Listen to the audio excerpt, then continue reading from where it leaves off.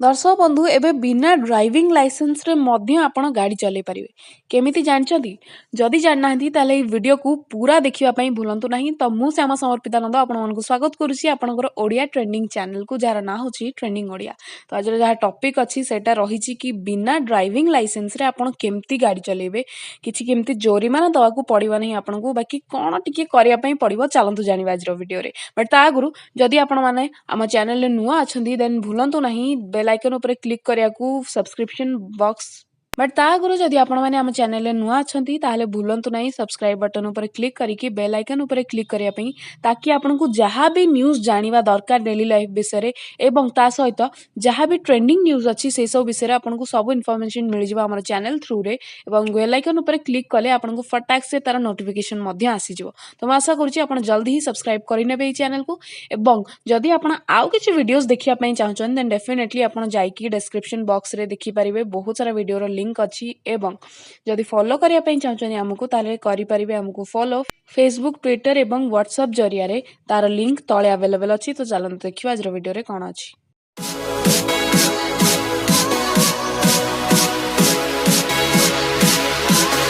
बहुत समय एमती हुए कि आम आम ड्राइविंग लाइसेंस घरे ही भूलिकी आसी जाई से आमको बहुत सारा प्रोब्लेम फेस करिया को पड़ता है, जेमती कि केबे केबे पैसा दवा को पड़ता है। तो ये सिचुएशन आपन को कौन करिया को हबो चलंतु जानिबा ई वीडियो रे। हाँ, केमिति आपण एई समस्यार सामना करिवे चलंतु देखिबा। आपणक निकट रे ड्राइविंग लाइसेंस नथिले भी केही आपणक ठारू टंकाटिए मध्य दाबी करिवे नाही। आज्ञा हाँ, यह संभव तेबे किपरि चलंतु जानिबा ई वीडियो रे। वास्तव रे सरकार एभली कोनोसी भी कार्य पई लाइसेंस किंबा अन्य कोनोसी दस्तावेज रो हार्ड कॉपी साथी रे रखिबा किंबा साथी रे धरी बुलिवा को बाध्यतामूलक करि नाहंती, कारण लोकंकर समस्या को दृष्टि रे रखी सरकार एक विकल्प प्रस्तुत करिसंती, जहा द्वारा आपनकू आउ डीएल किंबा अन्य कोनोसी दस्तावेज साथी रे धरी बुलिवा को पड़िबो नाही। एही समस्यार समाधान करिवा पई डिजिटल लकर रे आपण मानकर समस्त दस्तावेज रो सॉफ्ट कॉपी रखि परिबे आपण।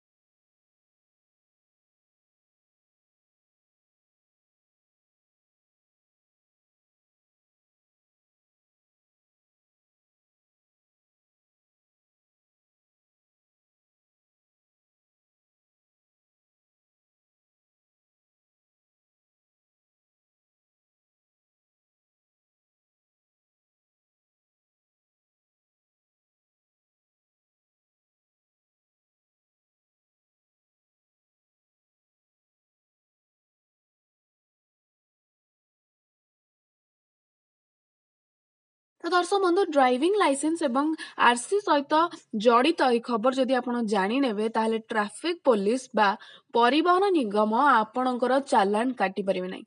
ପ୍ରକୃତରେ ସରକାର ଯେକୌଣସି କାମ ପାଇଁ ଲାଇସେନ୍ସ ବା ଅନ୍ୟ ଦସ୍ତାବିଜ ଗୁଡ଼ିକର ହାର୍ଡ କପି ସାଥିରେ ରଖିବା ବା ସାଥିରେ ନେବାର ଆବଶ୍ୟକତାକୁ ମୂଳପୋଛ କରିଦେଇଛନ୍ତି। ଏବେ ଆପଣଙ୍କୁ ଡିଜି ଲକର ଖୋଲିବାକୁ ପଡ଼ିବ। ଏହି ସ୍କିମ୍ ଲଞ୍ଚ ହୋଇସାରିଛି। ଏଥିରେ ଆପଣ ଆପଣଙ୍କର ସମସ୍ତ ଯେତକ ଦସ୍ତାବିଜ ଅଛି ସେଗୁଡ଼ିକର ସଫ୍ଟ କପି ରଖିପାରିବେ। ଡିଜି ଲକର ଦ୍ୱାରା ଲୋକଙ୍କୁ ଦୁଇଟି ଫାଇଦା ହେବ। ଏକରେ ଦସ୍ତାବିଜ ସୁରକ୍ଷିତ ମଧ୍ୟ ରହିବ, ଅନ୍ୟପଟରେ ଯେଉଁଠି ବି ଆବଶ୍ୟକତା ପଡ଼ିବ ଲକର ଖୋଲି ବ୍ୟବହାର କରିପାରିବେ। ଡିଜିଟାଲ ଲକର ଅର୍ଥାତ୍ ଡିଜି ଲକର ପ୍ରଧାନମନ୍ତ୍ରୀଙ୍କର ମହତ୍ୱାକାଂକ୍ଷୀ ଯୋଜନା ଡିଜିଟାଲ ଇଣ୍ଡିଆର ଏକ ଗୁରୁତ୍ୱପୂର୍ଣ୍ଣ ଅଂଶ।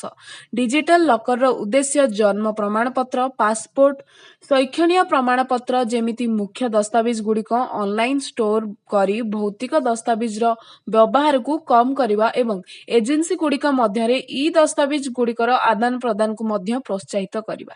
ଡିଜିଟାଲ ଲକରରେ ଇ ସାଇନ୍ର ସୁବିଧା ରହିଛି, ଯାହାର ଉପଯୋଗ ଡିଜିଟାଲ ରୂପରେ ହସ୍ତାକ୍ଷର କରିବା ପାଇଁ କରାଯାଇପାରିବ।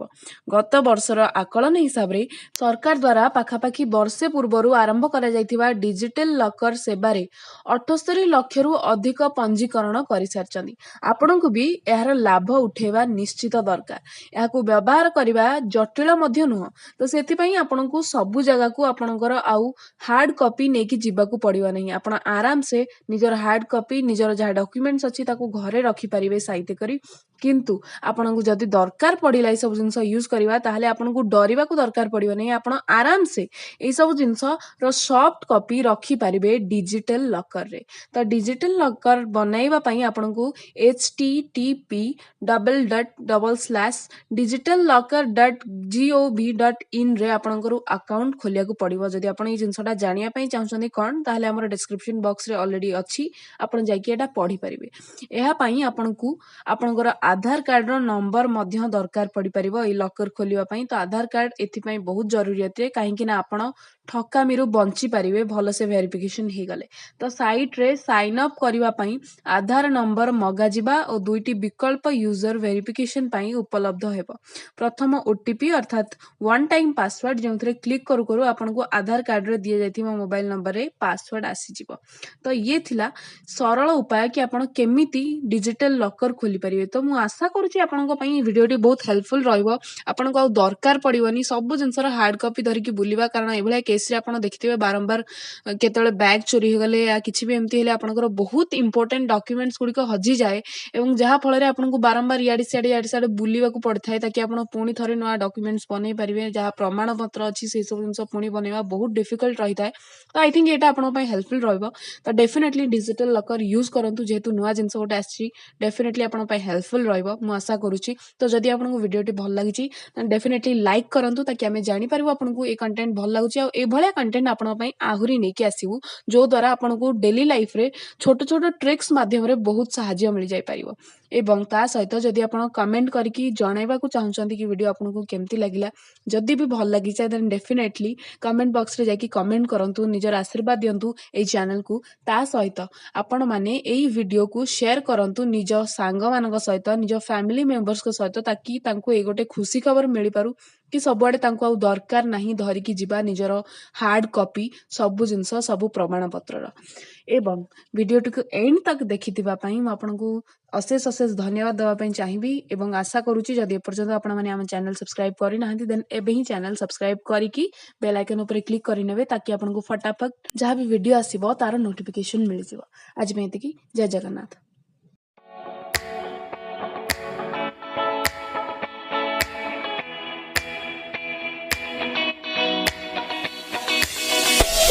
Thank you.